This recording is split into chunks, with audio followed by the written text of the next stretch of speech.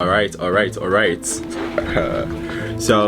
First thing first, this thing doesn't work. My microphone is actually attached to the camera, and the reason why I'm using this is just because I seen it, as aesthetic. So I just wanted to bring some aesthetic to the video. So that's one of the reasons why, I was like, F that. So I'm gonna be using this.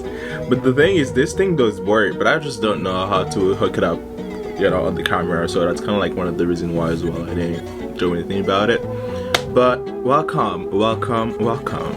So I really want to bring back me talking and do long videos like I used to in the past. So that's one of the reasons why, so I schedule all the videos that I plan on doing today. So I'm just gonna, not today, this week. So I plan on recording everything today and just let's just schedule them for the day that they actually need to be out there.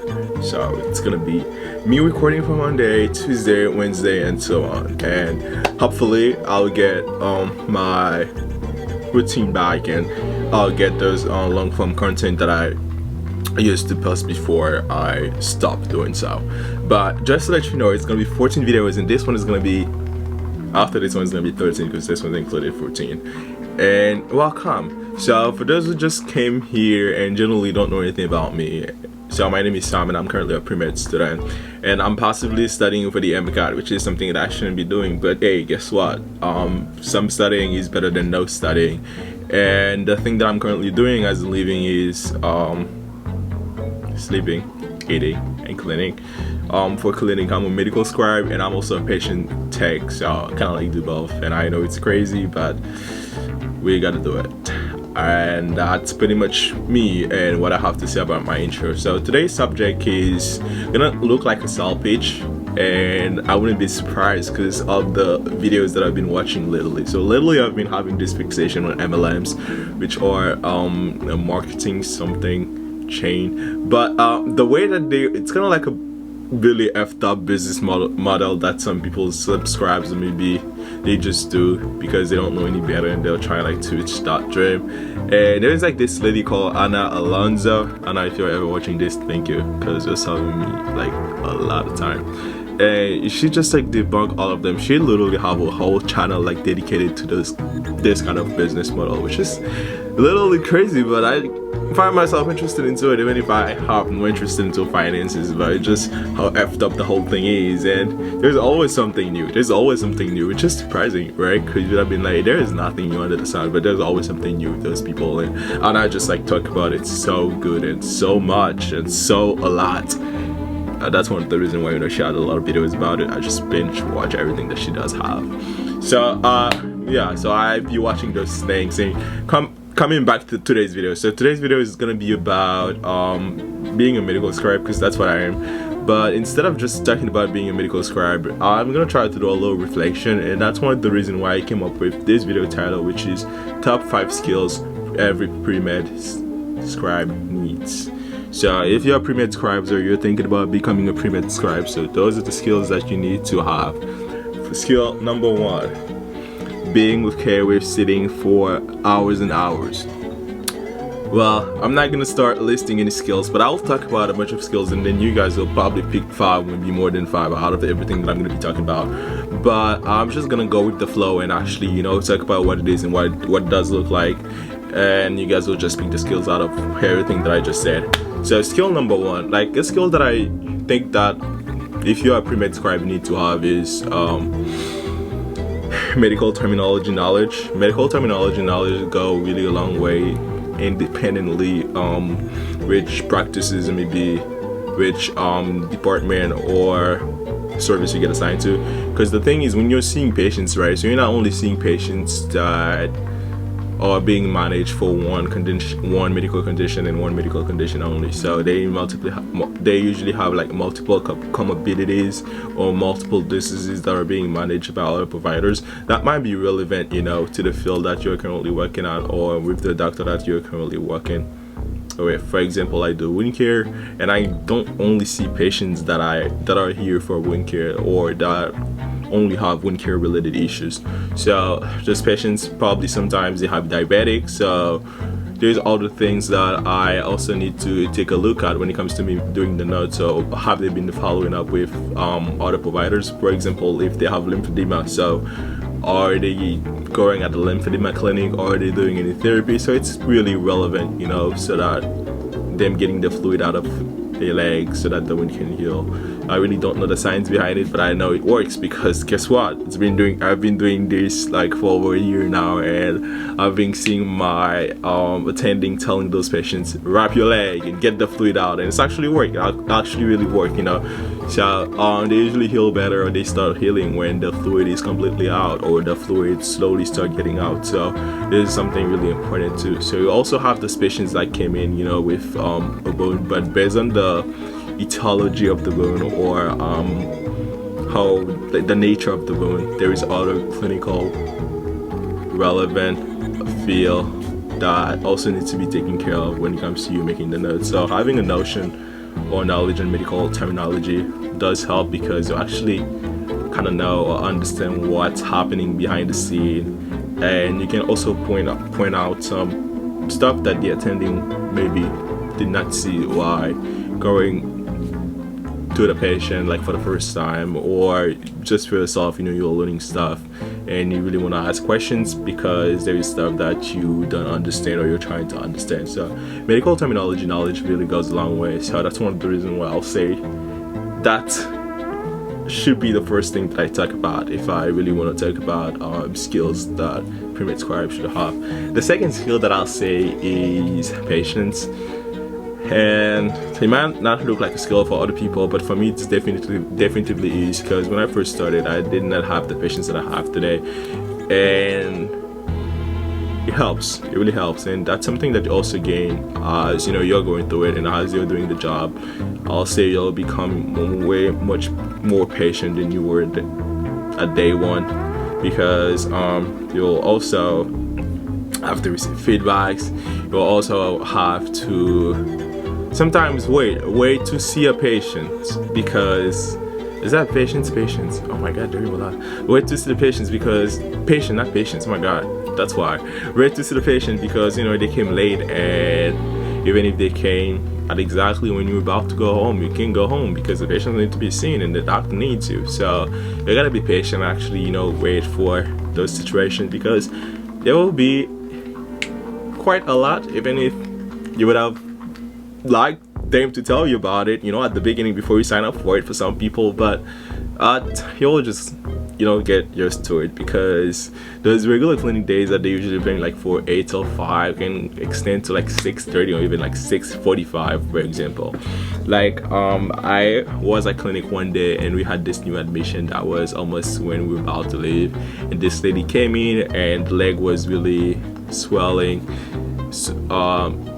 not swelling. So the attending obviously wanted to wrap her leg, but she was saying that, oh, shot some pain under there. So, and then the attending do some, not testing it, but like kind of like an evaluation, and before wrapping her leg, so she decided to do what's it called, I forgot, so that he can rule out for DVTs before she wrapped her legs. They set it up going on for like 45 minutes, and instead of actually leaving at 5:10, so the attending probably went home at like 6:30ish something, because you need to wait for the test, and then you need to either give your plan or adjust your plan accordingly, and you need to make your notes, you need to submit the orders. So there's like a lot that actually goes into it, and that kind of explains the reason why, you know, you went home late. But patience is definitely something that can go a long way if you do have it too. But don't really worry about it, because it does come as you're, you know, doing what you're doing, and if you really like what you're doing, so it's gonna be way much more easier for you to become way much more patient when it comes to, you know, this kind of situation and how you deal with it.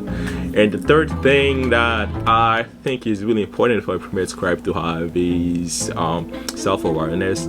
Well, I don't want to limit it to only Premed Scribe, because having self-awareness as a human being is really important and can help anybody independently on what field that you're currently working out or for who you're working with.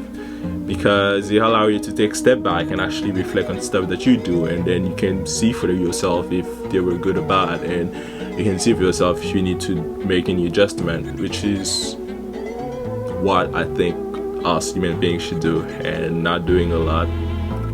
So self-awareness is definitely it. It's definitely something that you need to kind of try to cultivate when it comes to you doing this job, because there's going to be a lot of time a patient will tell you something, and also staff will tell you something, and if you're not self-aware enough, so you might take it personal and actually not really pay attention to the context and just ruin your day, or really have a bad experience when it comes to, you know, what it is you're dealing with in the moment. So self-awareness really does go a long way, and it also allow you not to act a certain way that you could have possibly think that it was okay, but just because of the given context and what it is you're dealing with or you are now, just, you know, self-awareness, just, you know what, I'm self-aware enough to not go wild because you told me this, or you know what, I'm self-aware enough to not do this because I know it's gonna be bad, it's not appropriate. So self-awareness is definitely it.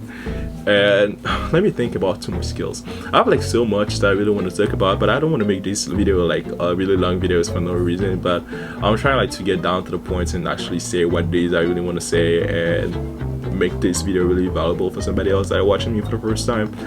And the 4th skill that I say every pre-med scribe should have is genuine interest. It's not like this interest, oh, I'm gonna show them, hey, I'm interested because, you know what, they're gonna see me as smart, or they're gonna see me as this or that.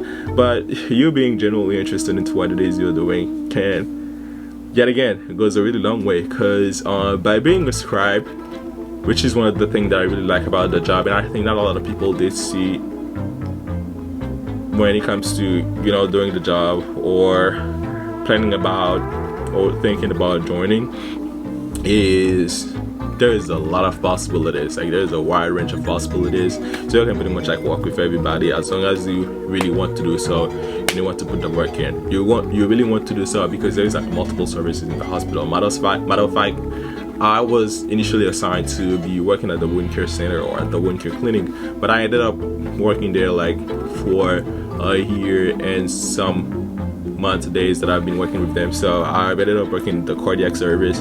I also did a little bit of physiatry, and I also did a little bit of general surgery, but I still do some general surgery, and I also do a little bit of bariatric. It's like a weight loss kind of surgery field medicine. So I did quite a good amount of stuff, and as long as you really want to, and the reason why I want, as I said, as long as you really want to, because there's always opening, there's always people calling out, there's always people leaving. So you know, like those opportunities, they're right there. So you're gonna like let whoever you're working with, who's on top of you, just let them know, hey, you know what, I'm really interested into what it is I'm doing, and I really want to learn more. So if there is any opportunities that come your way, just please think about me, and always follow up with them. So those people that will call you when those opportunities, they do show up, those people calling out and those people not coming, so that's when you can actually step in and go and see what the field or this field of medicine is about.